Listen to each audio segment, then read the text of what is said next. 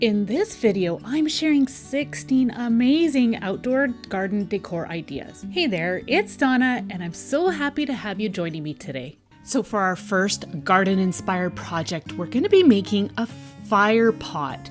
Now, I picked up this pot from the thrift store, and I'm also going to be using a can of chafing fuel picked up from Dollar Tree. You can get other types of gel fuel from hardware stores or garden centers. Whichever one you use, please follow the manufacturer's instructions. So you're also going to need some tin foil, or an alternative would be to use a tin can or some kind of fireproof or heat-proof container that you can place your canister inside. I didn't have anything like that, so I am creating my own by using some tin foil. So I'm using heavy duty tin foil and I'm just wrapping it around my canister several times. So stay with me on this one. I will show you the reason why I am doing this in the end, as in the original video, I had several people ask me why I did this.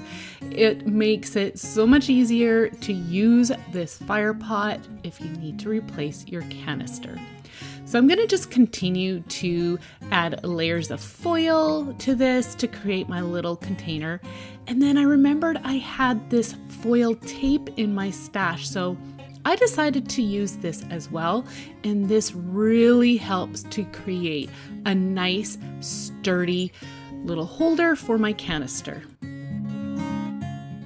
So this video is a compilation video. I will have some chapters as well as the playlist to all the original content in the description box below for you, so you can check that out. And this is going to be filled with either nature or garden inspired DIYs. So that foil tape is working really well. So I decided to add another little square on the inside on the bottom, but I have the piece sticky side up. This will just help to seal the whole entire foil piece together. You can see here the sticky side is up, and then I'm going to push my foil down onto it, and then I'm going to take another piece and stick it on top, and that will seal it all together on the bottom.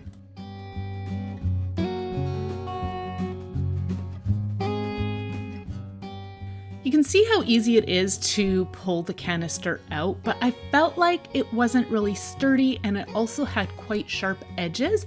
So I decided to just add a few strips of my foil tape around the edge, and that will just make it sturdier and also prevent you from getting cut.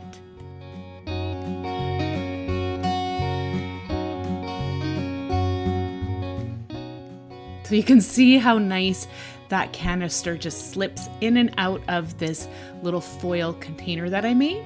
You can make it as sturdy as you want, add as many layers as you want. So once that is complete, or if you're using a can, then you can move on to this step, and that is by adding your rocks into your container. Now I'm going to make sure that the rim of my little canister is just below the rim of my pot. And so I first fill up the pot with rocks and then put my canister in once it is at the height that I desire. Then fill in around with the rocks. And you can see I am able to add some rocks over the canister so you can barely see it. So I just wanted to show you here, look. The rocks are not caving in around my canister, and that canister comes in and out of there so easily, so you can replace it if you want, or if you need to add more fuel to this. So to use this, you'll want to pull the canister out, and then you want to pop off the the lid of this canister by using a flat head screwdriver. So it pops off really easily. Again, depending on where you get your canister, I have seen them at hardware stores and at garden centers. So just follow the instructions for your canister. So you can see how easily it just slips in there. Let's take it outside once I get all the rocks back into place, and we'll show you how it looks and how easy it is to light it up. So here it is on my sun deck, and voila, It lights up so easily. It looks beautiful. I am definitely going to want to try some other gel fuels as they create a different flame. This one is quite a low flame, but yeah, I've got to try and find some. So I'm really happy with this. We still use it all the time in the summer, and it's easy to snuff out by putting the lid right back on.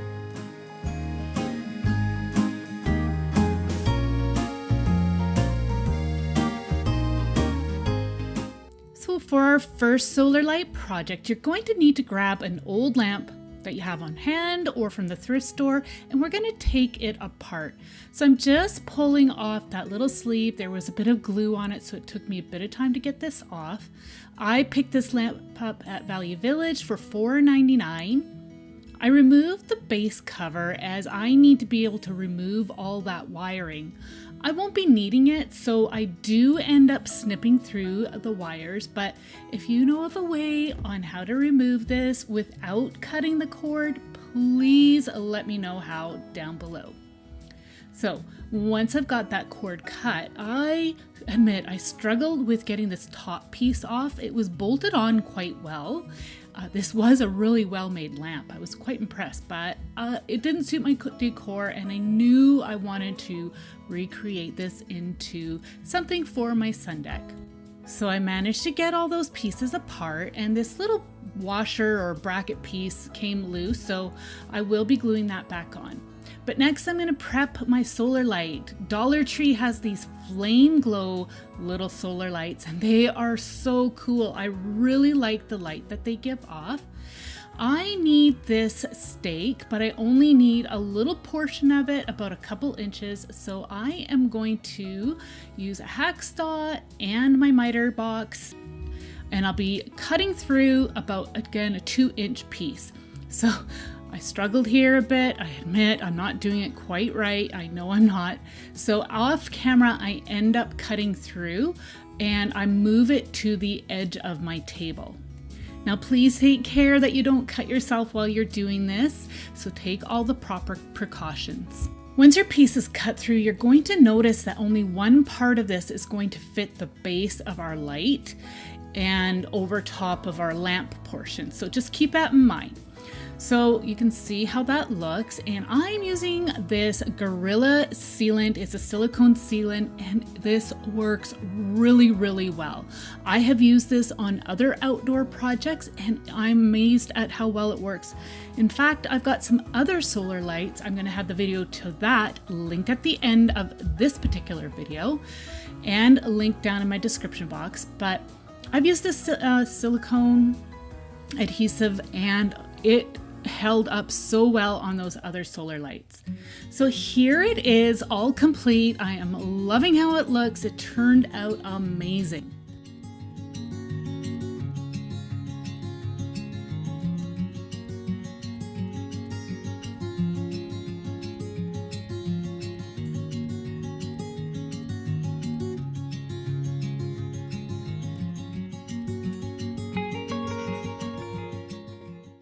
So you're going to need to grab one of these cylinder spotlight solar lights from Dollar Tree. Remove the tag, and we're going to leave the tab on for now, but you can see that it's adjustable. Okay, you know me and nature finds. I foraged this recently. I'll have the video for that coming out this month in June. And I found these tubes of birch bark. I trimmed it down a bit, just removed that rough edge, and you can see it is going to fit really well. It is a bit bigger than our solar light, but I actually wanted that. So I cleaned out the debris that was left inside, and I'm just making sure that it is going to fit properly. Now, I did want to tuck away that hinge, so I'm just figuring out what side of the birch bark I wanted to be facing on the top.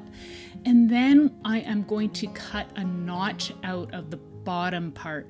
That way here, the hinge will just slip inside and you won't even see it.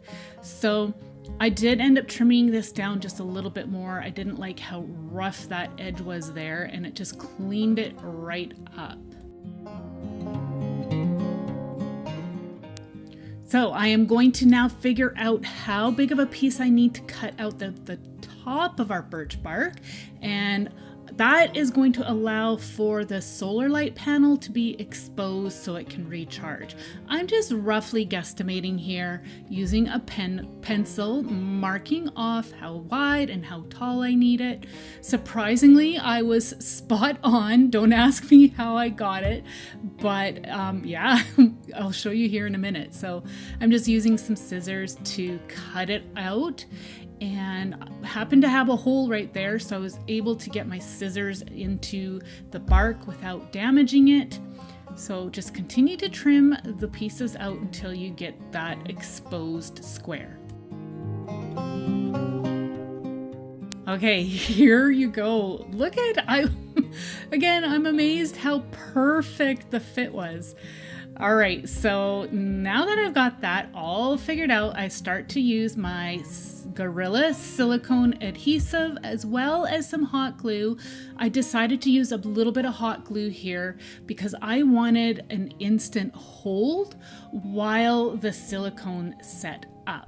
So I did use a combination of the two because I have found that hot glue does not hold up outside here where I live. It gets hot and the hot glue just doesn't work. So this silicone adhesive is awesome. I picked mine up at Walmart, so you could always find it there or at hardware stores as well. So I end up having just to trim off a little bit of the birch bark around my hinge again, but feel free just to trim it up any way you like. As you can see right here, I decided to kind of trim the shape of the birch bark to kind of match the shape of our solar light inside, and I just felt like it gave it a bit more of a cleaner look.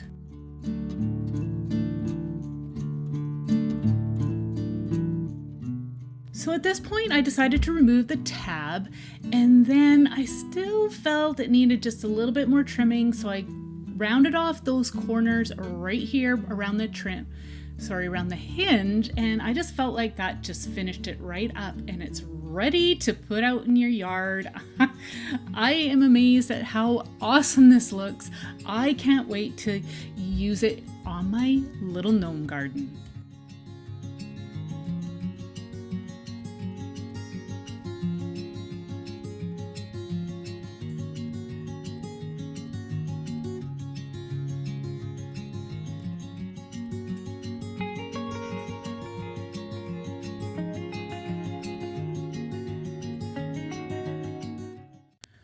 So you're going to also want to grab one of these candle holders. It's got a concrete base with the wire. They've still got them. I saw them in my store the other day.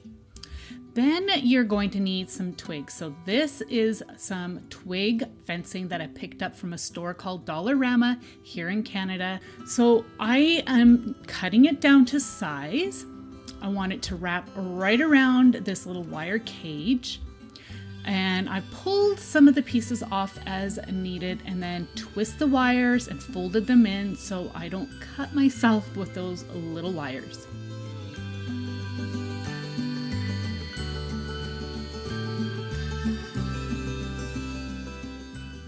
So I am pushing some of the wire together so that they're not so far apart, as I am going to be needing to trim this fencing down. It is too tall for the project, so I'm just going to continue to work on the wire until I get it as close as I possibly can. So I'm just going to measure here again. I just wanted to make sure that I get one of the rings on the wire cage in contact with the wiring on the fencing. And the reason why is because I just wanted a nice base to apply my silicone sealant again. So I'm just going to run a bead along that wire mesh, or the wiring that you can see right there on the fence. I end up kind of glopping it a bit by mistake, but I do end up cleaning it up a bit. So continue to apply it until you get the desired thickness you need. So I do get some jute twine out, and I cut a long piece because I will be using that to bind this together. So place the bottom edge of your wire cage into the silicone and then start to roll so that the wire cage is wrapped with our twig fencing, just like this. So I did have a little bit of an overhang. I always like to do that just in case I, mismeasure. But I do end up having to trim that off. So you'll see me doing that right here. And then again, I just make sure I twist the wire together and then just tuck it in again so I don't scrape myself.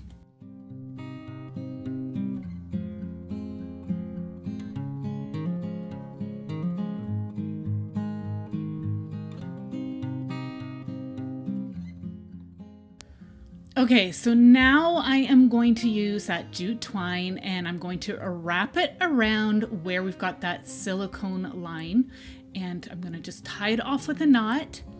And then I'm going to be taking another piece of jute twine and we are going to do the same thing for the top. I didn't bother running a bead of silicone on the top of our fencing. I felt just as long as I had some on the bottom and then tied both the top and bottom with the jute twine, I knew that this would hold together really well.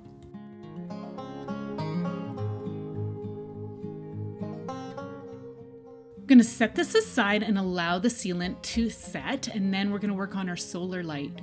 I needed to remove that bottom little nub there on the solar light. We're just using one of these glow flame solar lights from Dollar Tree again. So got that trimmed off, and then we're going to attach it to our concrete base.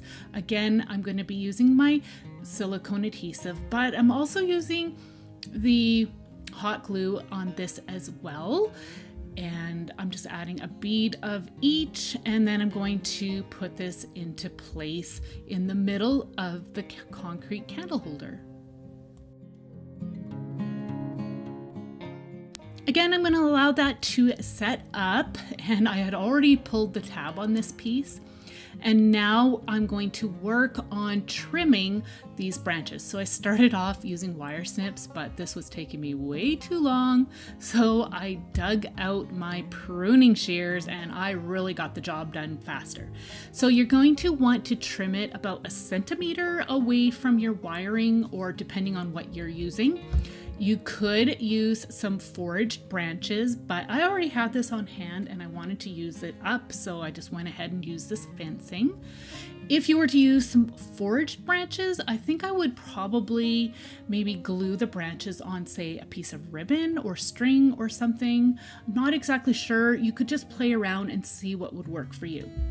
So once you've got all those pieces trimmed off, you're just going to make sure that the bottom is all balanced out. And you can see I did that just by pushing it down.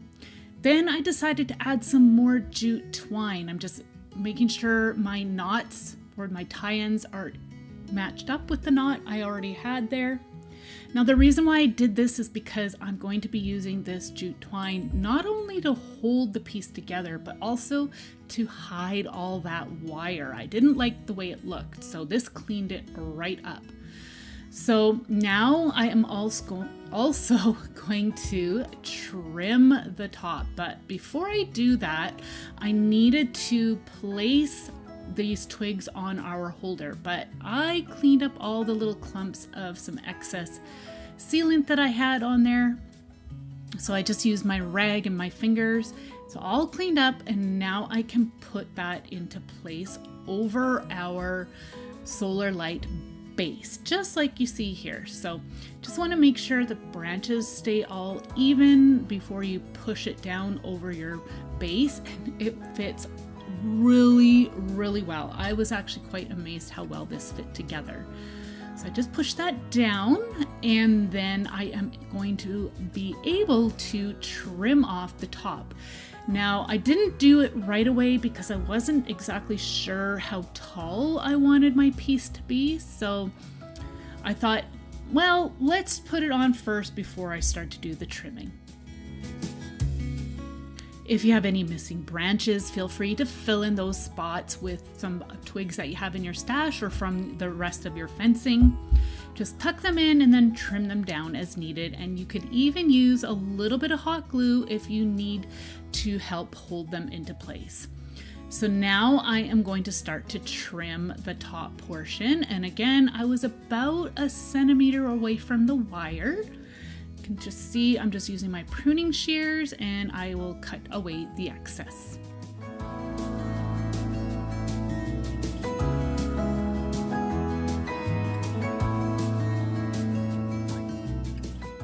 So again, you're going to need another long piece of jute twine and just wrap it around the top.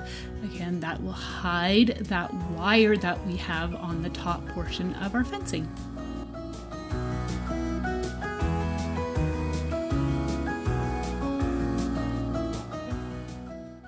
So once you get the wiring all covered up, then you are ready to put this on display.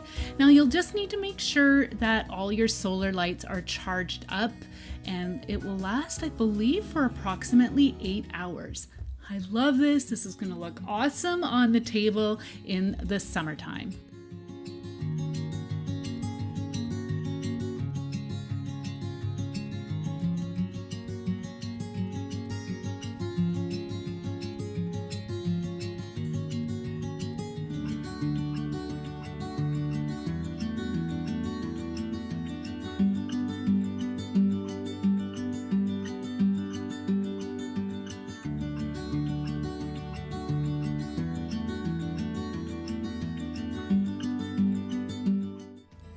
So for all our fire pots, we're going to be using some tin cans. The first one, I am going to be scratching it with a sanding block as I am creating a rusted technique. You need to get the sanding block in the grooves, and it's good to work on a protective surface. Now I need to just remove any of the bits of adhesive left from the label, and you can use any size tin you like. Okay, so now it's time to do the resting technique. You'll need some hydrogen peroxide, and I put that into a spray bottle, and you're going to spray down your tin can. Now you'll sprinkle it with some salt and allow it to sit and corrode. There will be a reaction between the hydrogen peroxide and the salt, and it will start to corrode. This was just after about 30 minutes. You want to continue to apply the hydrogen peroxide, and this is the effect that you will gain after 3 days. Now, I had done a tin can over a year ago, and you can see here how much it has rusted. At this point, you could give your can a coat of clear sealant to stop the corrosion. So I have my fuel canister, and it is short, so I am just putting some pieces inside my tin can just to elevate my canister. I have a piece of foil and just a little basket, and I put those inside, and now I am just going to flatten things out so my canister sits level. You could put some rocks inside your tin can if you choose. Just use anything you have on hand.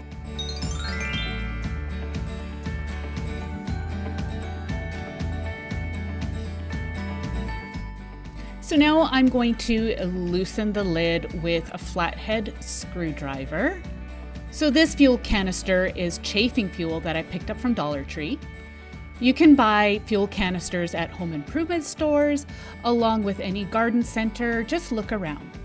So as you can see, there's a bit of a gap around my fuel canister, so I'm just providing a little bit of a sleeve to fit around my canister, as I don't want any gaps in around it, because I am going to be covering it up with some pebbles, and I don't want those pebbles to fall down. So I'm just using some tin foil and just scrunching it until it fits around my fuel canister, and then I am going to place my canister back inside my tin.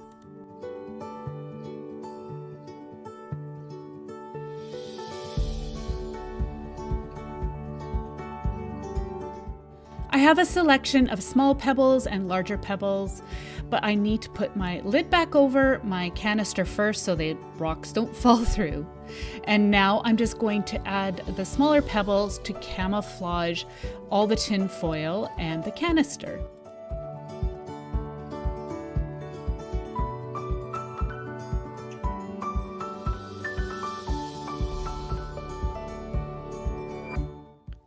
Continue to add as many of the pebbles as you like. I'm even slipping some in between there just to really help camouflage the canister as well as the tin foil. Once you have your rocks in place, you can remove the lid and then you can take this outside and light it up.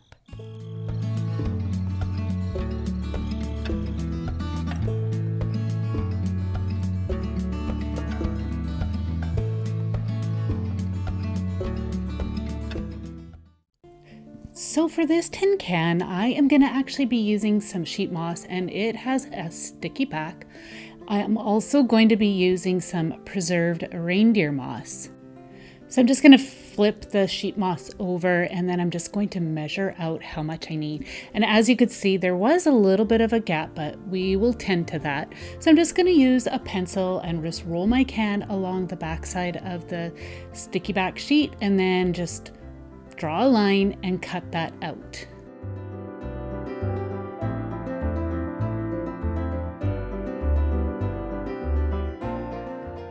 Once you have the sheet all cut to size, you're going to start to remove the backing and then press your tin can into the adhesive. But I am going to be using just a little bit of hot glue, pressing that one side or with the one edge into place, and then I'm going to start to remove the rest of the backing and roll the tin can over the sticky backing. I'm going to add a little bit more hot glue and finish that edge off. Now to fill in that space, I'm just going to use a ruler to measure out how much extra I need to cut out from this extra little bit here that I have. And then I'll just cut that piece out and stick that into place as well.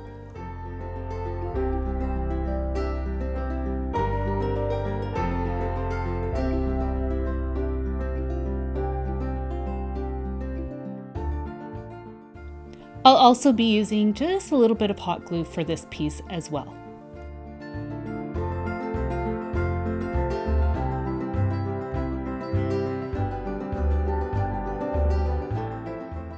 So you can see that I have a little bit of a seam there, so I'm just using this bit of scrap moss that I had, and I'm just going to add a little bit of hot glue, and then I'm going to press that scrap moss over the seams of that moss, and then I'm going to just trim it off. And as you can see, you can't even see that seam now, which is awesome. So if you also find that on the sheet moss that there was any spots that were kind of thin, then you can go ahead and use a little bit of hot glue and press some of that extra moss that you have into place as well, and then you won't even see that tin shining through.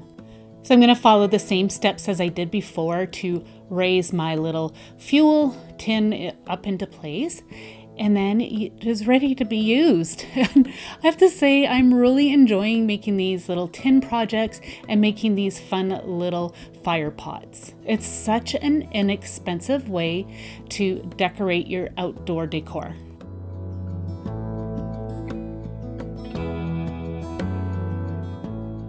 I am going to be using birch bark to cover this tin.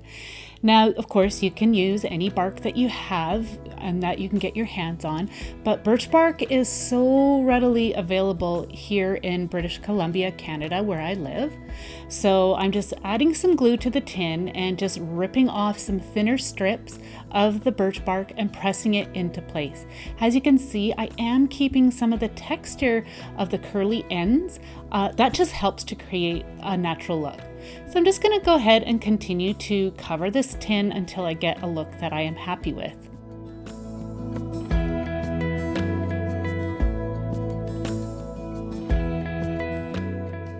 There are lots of different ways that you can cover these tins to create some really cool fire pots. I even thought that maybe covering a pot up with some rocks would be really neat, or some fabric. Just keep in mind that you will have to keep an eye on these, as they are of course flammable, so you don't want to end up causing an accident. So I'm really liking how this is coming together. If you have a blunt end to a piece of bark, you'll want to tuck that end underneath one of the natural curly pieces, and that will give a more natural look. So again, you're going to want to follow all those same steps for your fuel canister, and then you can put it on display. I am loving this. I think this is actually my favorite one. This and the rusted tin is a really cool piece. Let me know any thoughts and ideas that you would do for a cute little fire pot such as this.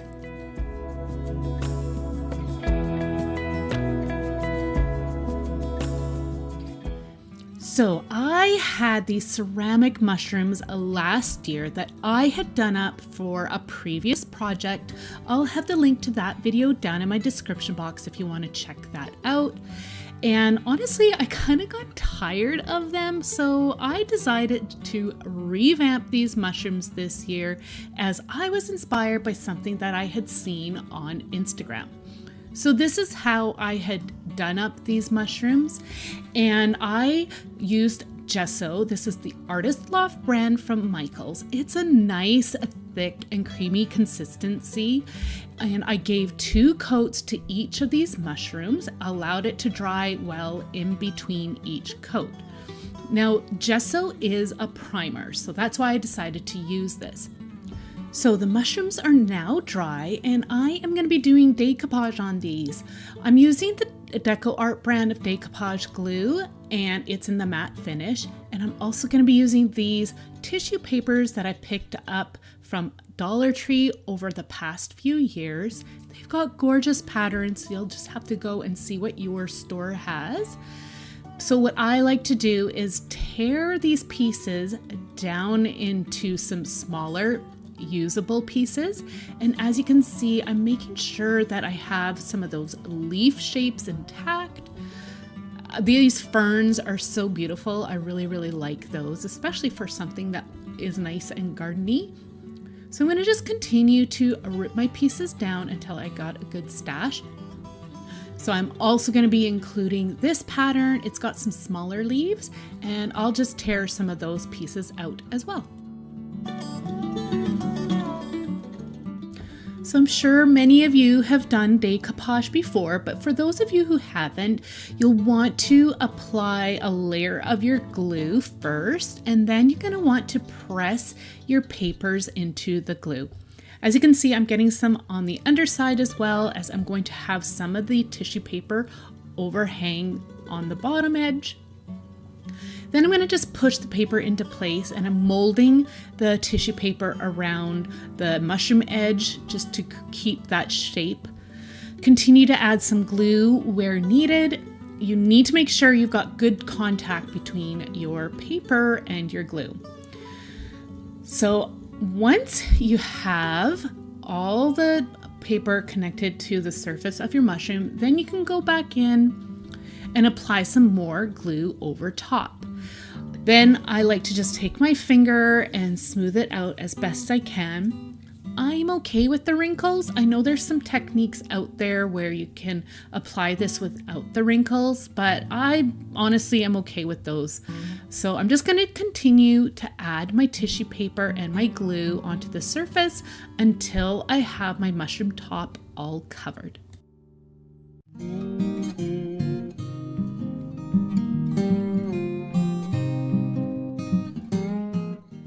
Once it's covered, then you can set it aside and allow it to dry.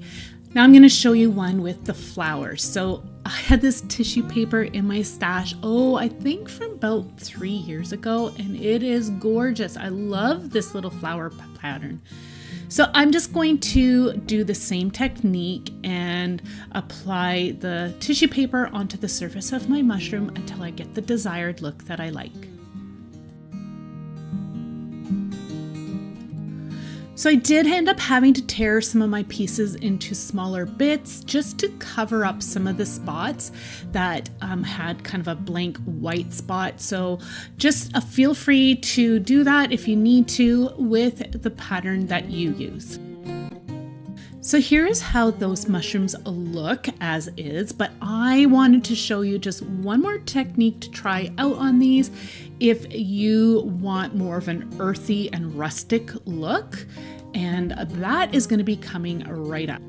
So I think these are just beautiful as is, but I really wanted to see if I could make these a little bit more grungier. So I'm going to be applying some gel walnut stain. Again, this is from DecoArt. I love DecoArt's products.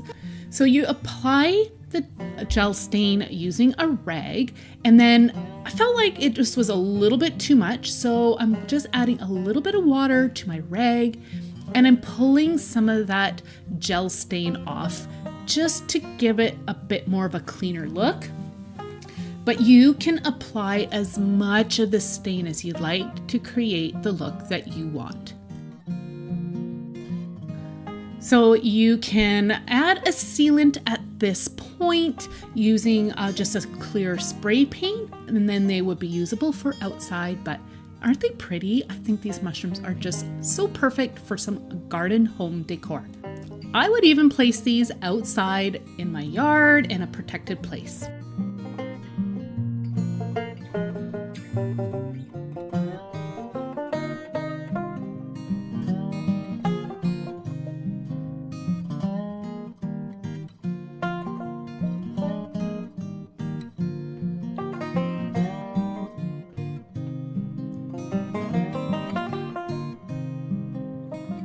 Dollar Tree has been bringing in these decorative garden plaques for several years now. They also have some rocks, and I have done one of these up before. I'll link that video down below, but somebody requested that I do one with color.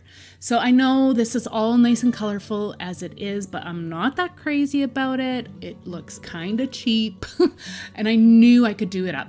So I covered it with some of my gesso again. And that covered up all the gray and that kind of a messy paint job, honestly. Then once the gesso was dry, I'm going to be giving it a coat of cream paint. Now you could work over top of the gesso, but for this technique, I really like the cream colored paint. So I just add one coat of that, allow it to dry, and now I am ready to add my color. So I'm going to be using this beautiful spa blue and a navy blue. And then this is olive green and leaf green. I believe that is muslin, and it's a darker coral. And then this is a yellow. So I'm just using some round paintbrushes, and I'm going to start going over the embellishments this time though, I am being careful with how I apply the paint. I found that before the coverage wasn't very good and it was kind of sloppy. It also had some glitter, which I was not a fan of. So I'm just going in now and just layering some of my paints. This is optional. Do whatever you feel free to do. You could even just leave this plain like I did in my previous project. So I'm just going to continue to blend my colors until I get the look I like on all the decorative elements on the surface.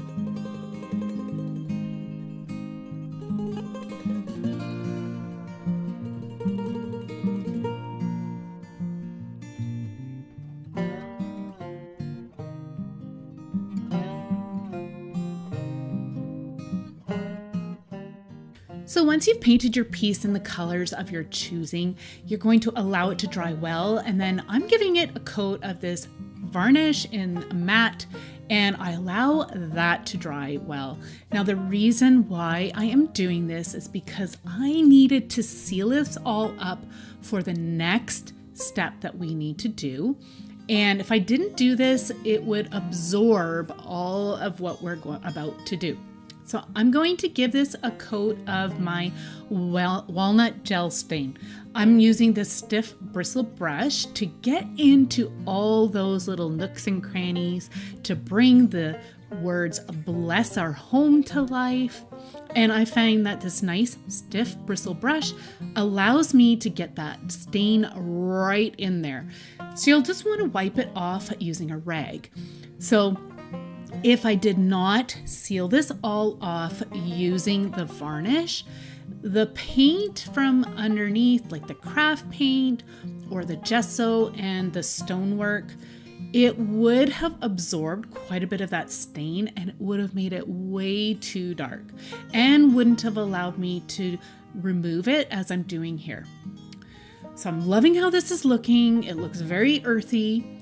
I'm applying more to the side, again, using a rag to wipe off any excess, and then I'll seal it up and it's ready to be used. I think this is so beautiful. I'm so happy with how this turned out.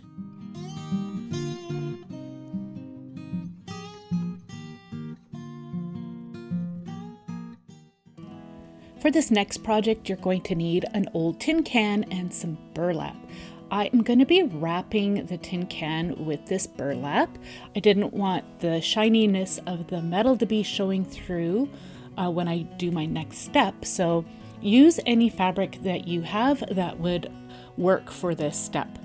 So I'm just going to measure it out just by rolling it across the fabric and then cutting it down to size. And then I'm going to be using my hot glue gun to glue it into place.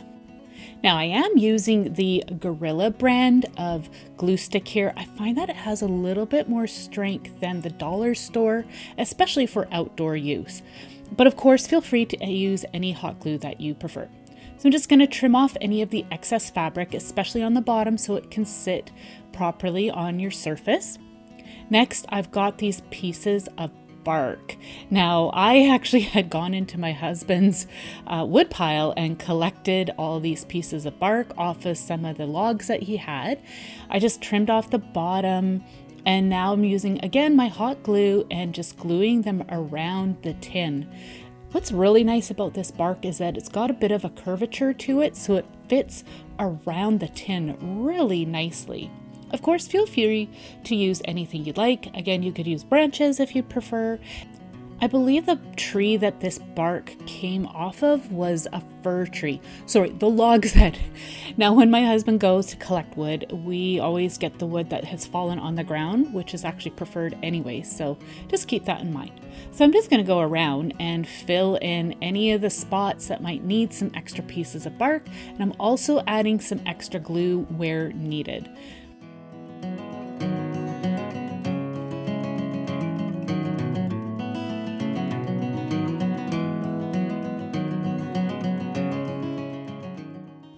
As you can see, I'm actually being quite generous with the glue as well. You want this to stick really well. But I also have another step here that I'm going to show you to help hold it into place.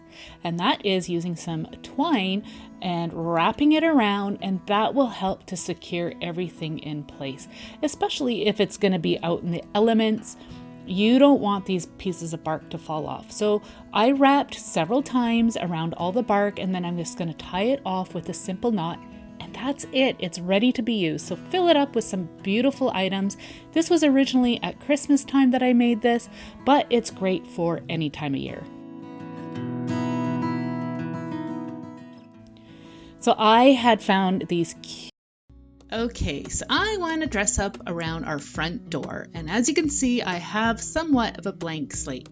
Plants don't grow very well here, so I'm going to add some new DIYs as well as some faux foliage and florals. For my first project, I have this old coffee tin, and I am going to give it a coat of brown craft paint.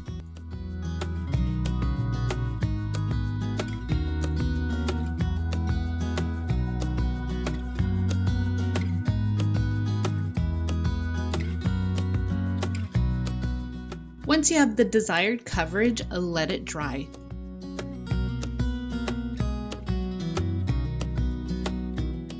I have this twig fencing that I purchased from the dollar store, and I am going to unwind enough of it to wrap around the tin can. Make sure you bend down any sharp wires so you don't get cut.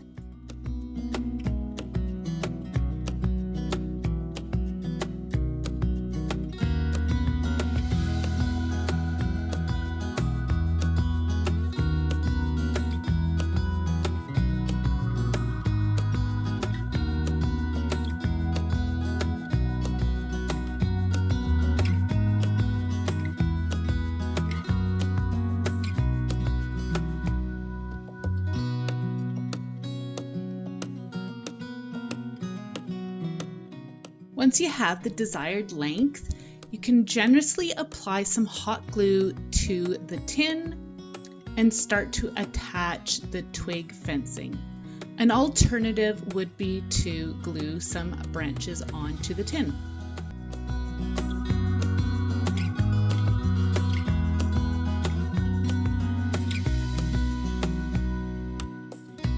Once you get to the end, you may need to remove some of the excess branches. Set those ones aside.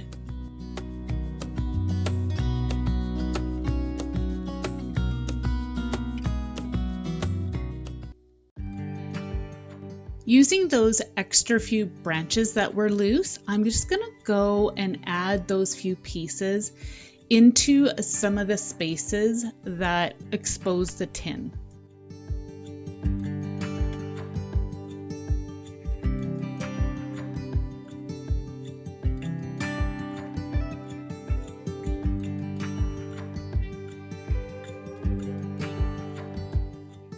Now for a little extra touch, I'm going to add some jute twine. That'll help hold the branches into place and as well as cover up that wire, and it just gives it a nice decorative touch. I'm going to wrap some around the top and the bottom part of my tin.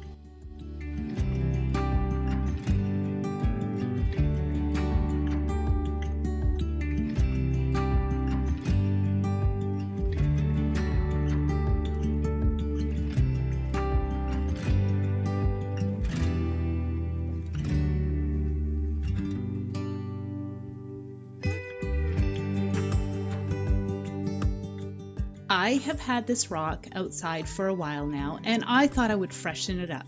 I'm going to be using my Arteza outdoor acrylic paints. I'll have the link for you down in my video description if you are interested in some.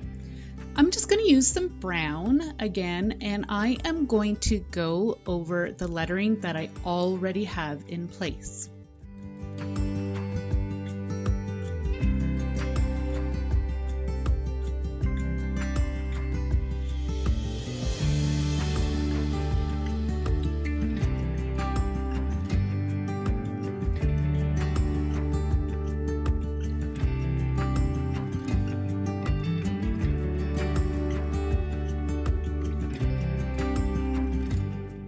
I'm going to add a touch of a decorative element. You can freehand it, use a pencil, or you could use some permanent ink and stamp your image onto the rock.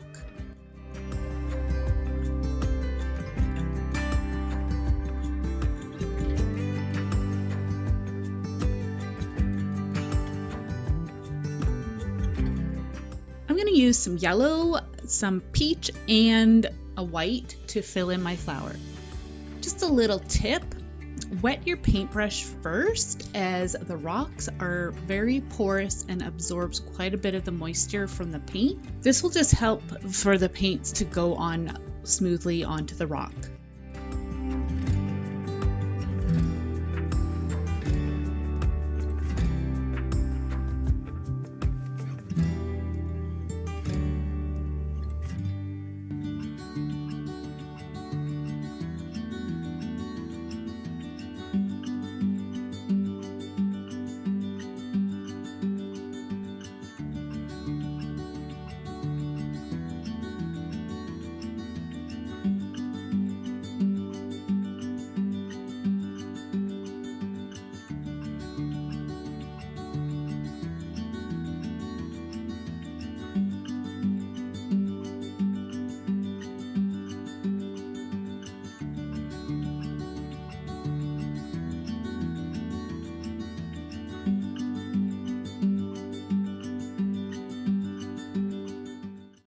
my next DIY, I have this piece of driftwood from the beach and a selection of rocks. I'm just going to pick out some smaller stones and set them aside.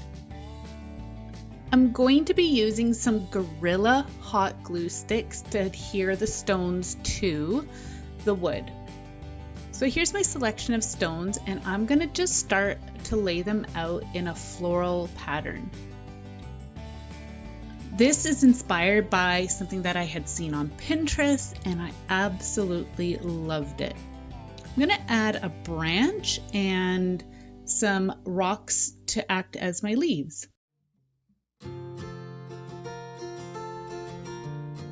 Once you have your desired pattern, you can use your hot glue to adhere the stones to the wood.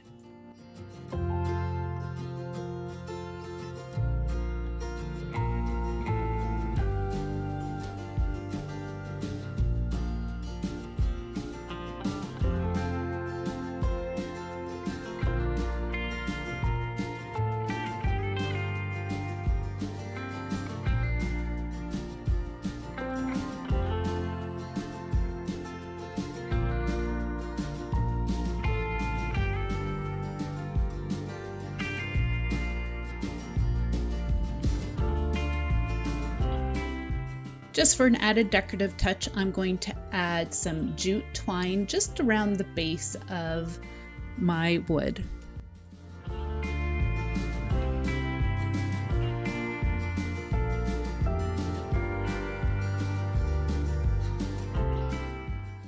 All right, now it's time to decorate. I'm going to add these faux ferns to this other tin planter that I had made last year. And here's all the other elements that I'm going to add. I've got some faux foliage and flowers from Dollar Tree in my Twig Can Planter, some succulents, some other faux florals, and my flower rock art. And here is my welcome sign on the rock. I'm going to add that to the bench.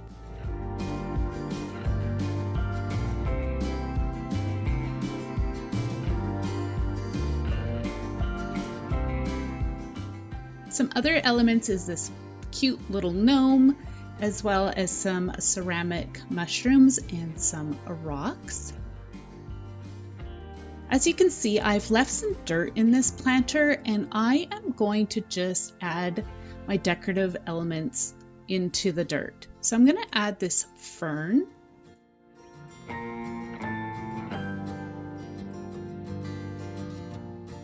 And now I'm going to add my rock flower art, and I'm going to stick that into the soil as well.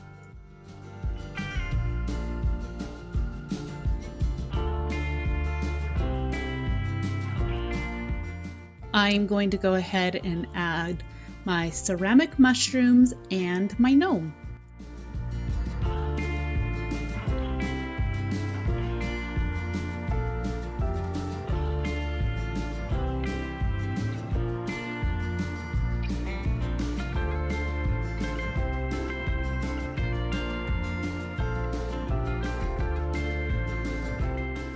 I'm going to add some stones to the top of the dirt just to hide it, just to give it a bit more of a finished look.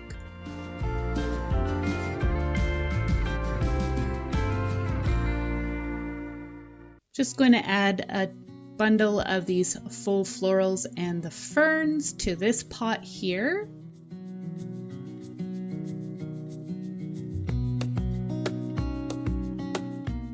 The flowers and greenery these days sure have come a long way, and it's nice to be able to use them in place of real plants, especially if things don't survive in a certain spot.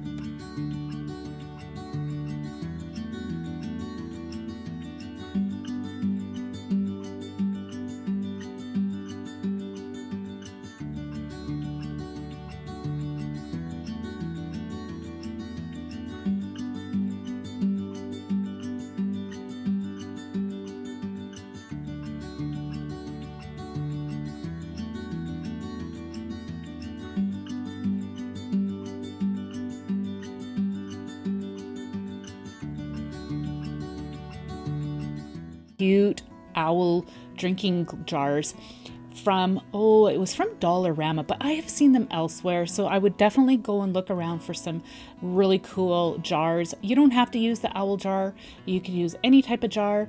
This particular solar light is from Walmart, but you can use any type of solar light. So I am going to be using the lid, and I'm just measuring how much of the tin I need to cut away. So I am using a Sharpie, and I am just going to roughly measure out how much I need. I need to cut out a square shape out of the lid, and that way here the solar panel on our solar light will be exposed. I'm just using some wire snips just to snip away, and I'm just kind of going in at the corners like you see me doing here. And then you can just fold those sharp edges under, or you could even just trim them off, but just be mindful of those sharp edges. I'm actually curious to know what types of solar light projects have you made? I'd love to know, so drop a comment down in the comment section. I'm going to continue to work away on the metal lid until I get the dimension I need, and I have also made this safe to handle. So here you can see that I'm just folding in those really sharp edges, and then you could also put this onto a hard surface like I'm doing right here, and use a hammer to pound those sharp edges down, and that will make it nice and flat and will also make it easier to use for our next step. So our lid is all prepped and ready to go. I'm just going to make sure that the solar panel is still exposed, and it is. So I'm going to be using some Gorilla sealant, silicone sealant for this next step. And I am telling you, this stuff is amazing. I picked it up from Walmart. You do need to use the nozzle, and then you're going to flip your lid over and also grab your solar light and apply the silicone to just the outer edge around your solar light panel. This stuff, I'm just so amazed at how well it has stayed together. I made these solar lights, probably 2-3 years ago, and they are still working. The silicone has held together so well. So I'm just going to go around. Once I placed the solar light into place on the lid, I'm now going to go around and add some more silicone around the edge and just seal it all off. That way here it will make it waterproof, and no water is going to leak through and get into the jar. Just make sure you wipe off the excess with a rag. So now I want to make this into a stake. So I am going to be using that tube that the solar light came with. I'm also going to be using some E6000 and a hot glue gun. I'm going to be using a wood bead as well. So I'm just going to generously apply the E6000 to the bottom of the jar, and now I'm placing my wood bead into place. Now you're probably wondering why I'm using a wood bead. Well, I'm generously applying some hot glue, again the Gorilla glue sticks, to the bead, and now you can see that I've placed my tube over the wood bead. That way it allowed me to have something more substantial to secure it to the bottom of the jar. Now I'm using some hot glue, and I'm just going around the edge and smoothing it out. And next, I actually end up using some sealant as well, because I felt like it just wasn't enough with the hot glue. So I wanted to make sure it was really good and sealed at the bottom. I'm just going to remove the tag, and then I'm going to also remove the tab on the solar light. And look at it's glowing, which is awesome. But of course, these are going to be out in the sun, so they continually recharge. Put the lid back in place. And I ended up doing a total of 3 of these jars, and I'm telling you, they look absolutely amazing in my flower pots as well as out in the garden.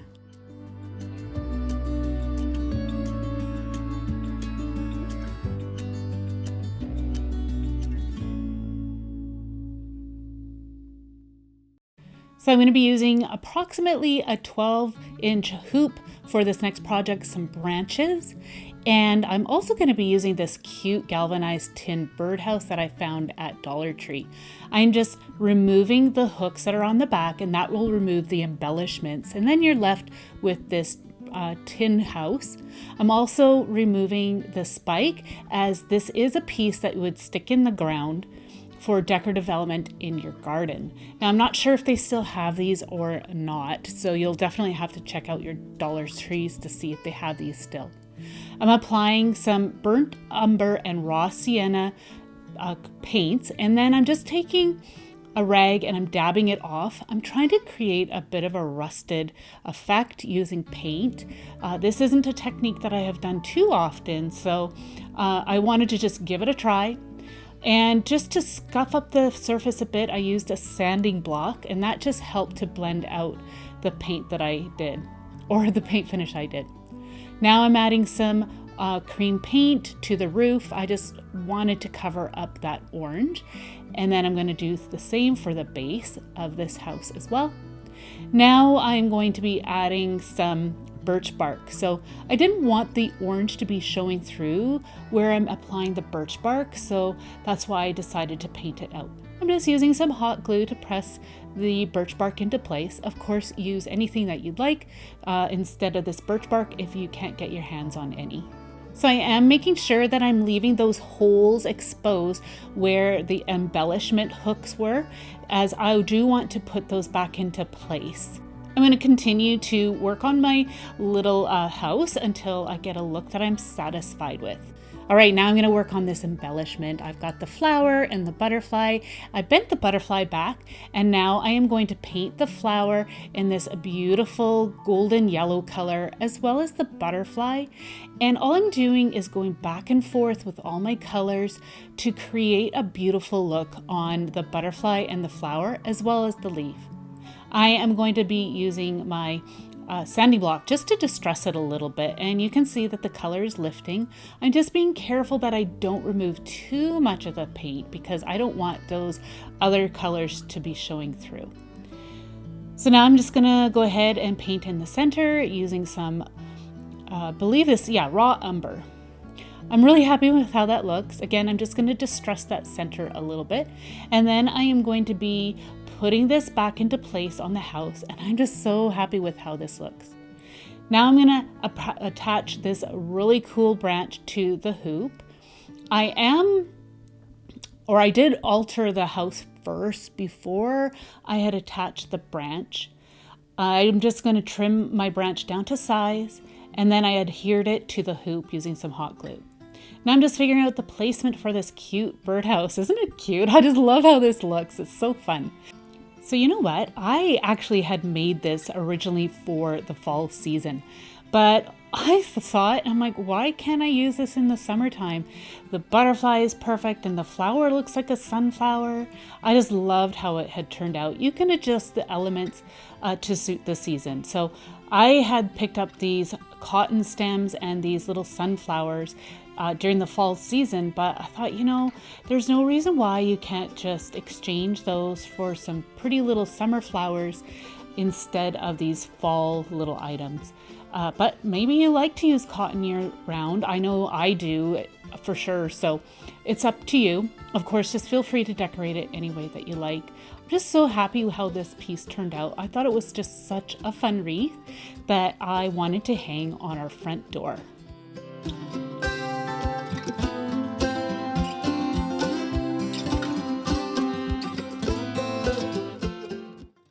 This next project is going to be a water feature, and I am going to be using this ironstone vintage bowl as my vessel for my water feature.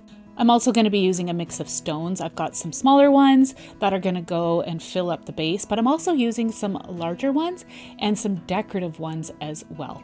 These shiny ones are actually ones that my kids and I had found on a beach a while ago. I'm also going to be using some driftwood, again I found on the beach, a selection of some moss and lichen, a solar light. I might use a few different solar lights, and some decorative mushrooms. I got these at Dollarama.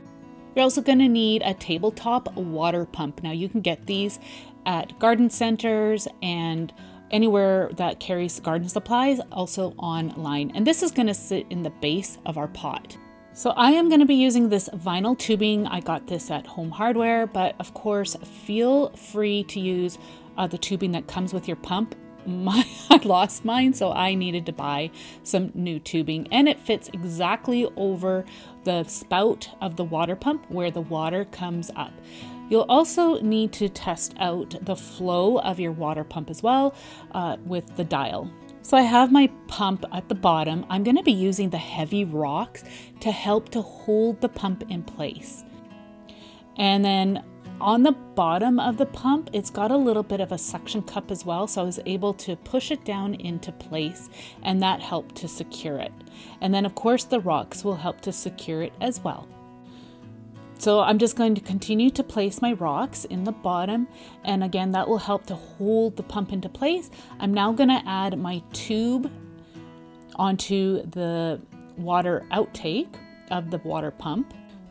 Another thing you want to do as well is to make sure all your rocks are nice and clean as well.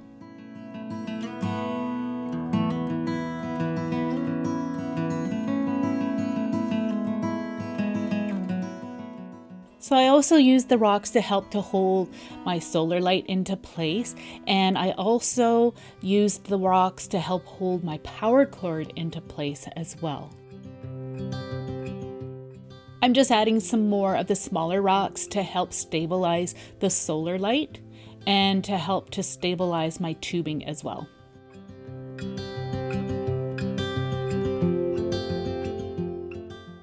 So at this point, I'm going to also add some of my ceramic mushrooms.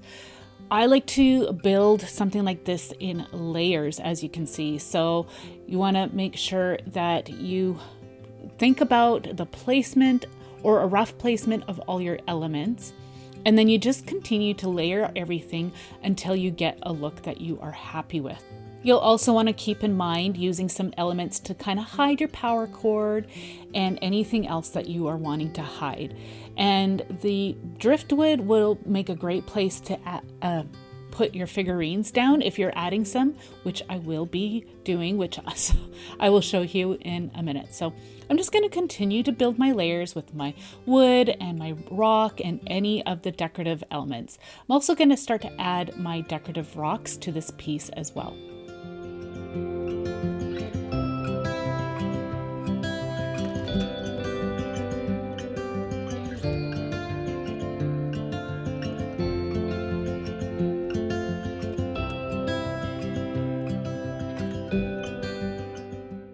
So I added some more rocks and some more ceramic mushrooms. Now I'm going to add this cute little gnome house that I picked up from Dollar Tree and these cute little gnomes that I had got from Dollarama. I've had these in my stash for a long time.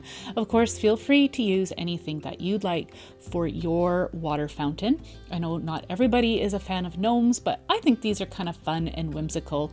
So I thought I would just add these cute little guys.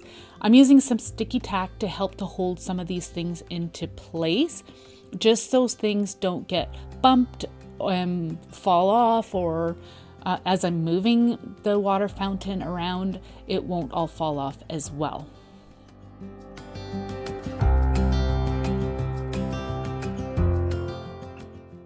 So I realized at this point that my tubing was too long, so I needed to just trim that down, and then that way here it'll make it easier to camouflage. I wanted to create somewhat of a little bit of a waterfall look by building up the rocks in around the tubing. The water will come up and hit a rock from underneath and flow down a bit like a waterfall. So of course feel free to move things around as needed. I have now decided to add some moss. I just thought it would be a fun and whimsical touch to add. So I'm just going to tuck some little pieces here and there just to give a nice natural element to this whole water feature.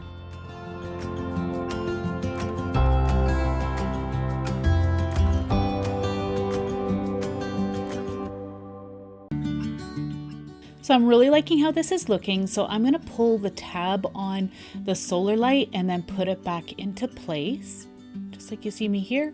Every once in a while you're going to have to stick that solar light out in the sun. Now I am going to be filling this up with some water, and it is going to make it really heavy, so you might want to actually put it into place where you want it to be and then add the water as needed. So I've just got it outside by my front door for now, and some of my figurines ended up falling off, so I'm just putting them back into place. And now I am adding the water, and you need the pump to be fully submerged to allow this to work. So I did pre-test the flow of my pump first in the sink before I put this all together to make sure I had a decent flow. Once it's full of water, you can then plug it in and watch your water flow. Now, if it is too much, you can definitely adjust as needed by moving the rocks around so then the water doesn't flow out too fast or come jutting straight out like it is here.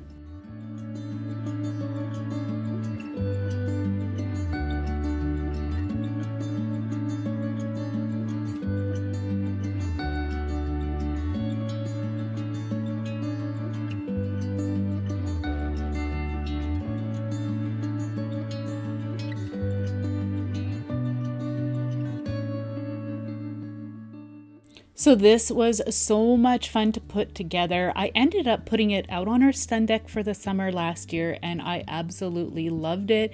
It was so fun, and it worked really well at night with the solar light. It definitely was a fun piece for guests to look at as well when they would come over.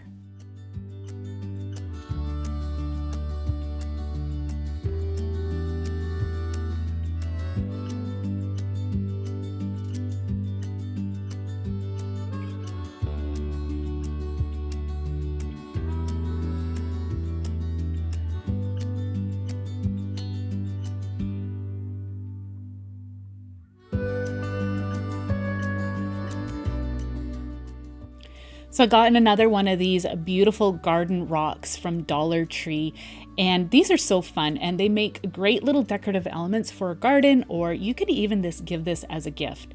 So I'm going to coat this whole entire piece with some off-white paint.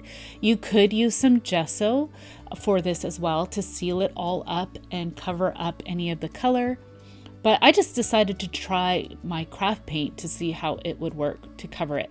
So I ended up giving this 3 coats of paint, and now I'm going to seal it with some matte varnish by Decoupage. Sorry, from Deco Art.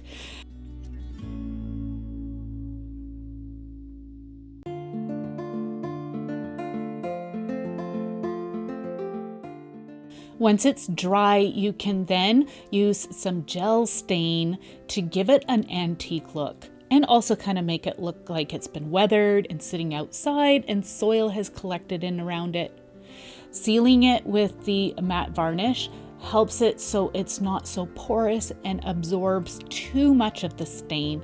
So as you can see, I applied it and now I'm rubbing it off with a rock, and you can see how the stain is left behind in the word hope.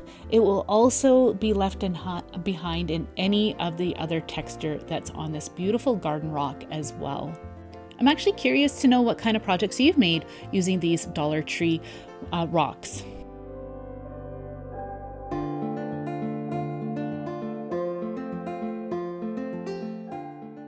I'm going to continue to work with the stain until I get a look I like. You can set it aside to let it dry well, and then it's ready to be used in your garden or to give away as a gift. If you're looking for some nature-inspired DIYs, I highly recommend you check this video out to the right here. I want to thank you so much for joining me today. Let me know what your favorite project was by leaving a comment down below, and we'll see you in the next one. Take care. Bye.